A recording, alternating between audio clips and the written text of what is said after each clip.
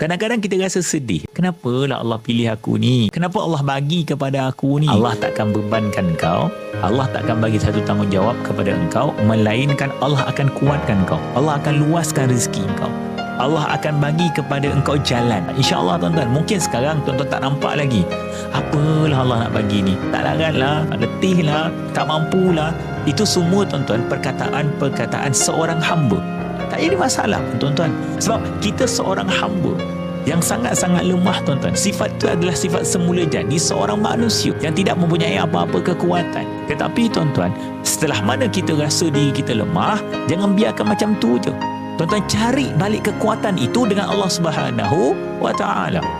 Sebab itu Allah sebut, aku tidak akan membebankan sesuatu kepada engkau, melainkan aku akan meluaskan jalannya, akan meluaskan rezekinya. Sebab itu, di sepanjang hidup kita, ada tak masalah yang berlaku kepada kita? Ada. Dapat kita hadapi, dapat kita selesaikan.